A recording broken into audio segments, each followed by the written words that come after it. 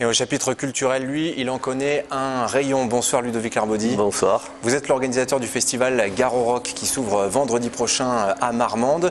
Les 2, 3 et 4 avril, près de 70 groupes vont défiler sur la scène de Garo Rock, qui est l'un des plus gros festivals, sinon le plus gros festival du Sud-Ouest. C'est beaucoup de travail, j'imagine, la constitution d'un tel festival. C'est quelques années de travail, On a commencé il y a 14 ans, donc on s'améliore au fil des années. Et on essaye forcément de répondre à l'attente du public, en sachant qu'il se régénère tout le temps. Donc c'est tout le temps de nouvelles attentes et une nouvelle programmation. Voilà, c'est pas mal de travail. Alors Garo Rock, là, vous voyez s'afficher à l'écran justement l'affiche emblématique de cette édition 2010 du festival. Un festival à la programmation musicale très éclectique. Il y a du rock, il y a du reggae, il y a du rap. Il y en a pour tous les goûts finalement. Oui, c'est ce que je dis. C'est une alchimie en fait. On essaye de prendre les meilleurs dans chaque style et de mettre avec eux, pour les accompagner, les artistes émergents, ceux qui vont arriver, les artistes de demain. Donc c'est pour ça qu'on va retrouver Archive, Ginzu, Pony Pony Run Run. Donc des valeurs sûres. Des valeurs sûres.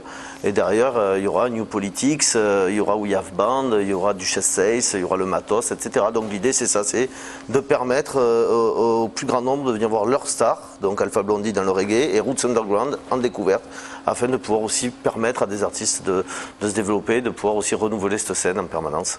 Alors en matière de festival, justement, festival rock, festival musicaux, de musique actuelle, le Sud-Ouest, c'est vrai qu'on n'est pas très bien gâté comparé à d'autres régions. Moi je suis bien placé pour en parler parce que je suis du Sud-Ouest. Nous le Sud-Ouest, contrairement aux autres régions, on est quand même le pays de la fête, des festaires. Et nous c'est vrai que l'été, on favorise la gratuité, les fêtes de village ou les grandes fêtes populaires comme les fêtes de Dax, Mont-de-Marsan, Bayonne, les Vic Fezensac, les bandas à Condon, etc. Et donc c'est vrai que c'est dur pour un festival d'exister face à ces grandes fêtes, on va dire, indispensables à notre éducation, à notre santé, nous, jeunes du Sud-Ouest. C'est vrai qu'au printemps, il y a malgré tout en France quelques gros festivals. Là, il y a le Printemps de Bourges justement qui va bientôt démarrer. Mais le haut de la saison en matière de festival, c'est quand même cet été. Garo Rock joue la contre-programmation par rapport à cette tendance? Alors moi non, on ne joue pas parce que nous en fait quand on s'est lancé, c'était des potes qui jouent au rugby, au foot, etc.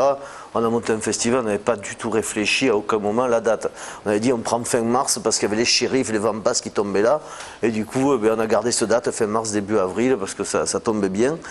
Et donc on n'est pas du tout dans l'idée au départ de dire tiens, il y a Bourges, on va devenir aussi gros que Bourges à Marmande. On n'avait pas du tout cette ambition, on avait 20 ans.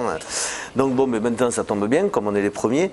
Donc finalement c'est stratégique sans le vouloir. Des fois on a une bonne étoile, nous on l'a eu.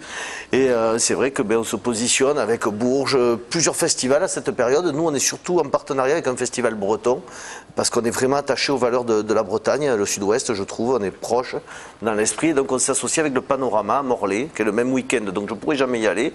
Et j'espère que mes festivaliers non plus, parce que je préfère qu'ils viennent chez moi. Mais sachez que c'est à peu près la même programmation. Donc, sauf qu'ils ont une capacité un peu moindre, parce que forcément ils ont la concurrence des gros festivals avec les Vieilles Charrues, les transmusicales. C'est quand même une région plus concurrentielle en termes de festivals, mais par contre, ils n'ont pas les fêtes gratuites que nous on a. Voilà, donc, fêtes gratuites, Garo Rock c'est pas gratuit, mais Garo c'est pas gratuit, c'est aussi la fête d'été, voilà. L'atout de Garo Rock, c'est aussi son prix, c'est quand même relativement peu cher comparé aux autres festivals. L'idée de Garo Rock, c'est ça, c'est un festival associatif géré par des bénévoles, avec un conseil d'administration, une association portée. C'est pas un festival de producteurs, c'est pas un business. Donc l'idée, c'est de garder des prix attractifs. Donc on est parti sur une place à 29 € par jour et un forfait à 70 € les 3 jours, en sachant qu'en plus il est à 60 € si on le prenait jusqu'à fin janvier, il est à 60 € le forfait. Donc l'idée c'est ça, c'est de garder une accessibilité au plus grand nombre. C'est un peu le but de notre idée au départ, c'est que au maximum les jeunes puissent venir à notre festival découvrir des groupes novateurs et émergents. Voilà, donc rendez-vous à Marmande le week-end prochain, 2, 3 et 4 avril. Merci Ludovic Arbaudy, donc organisateur du festival Garo Rock. Info RSA sur le site du festival garorock.com.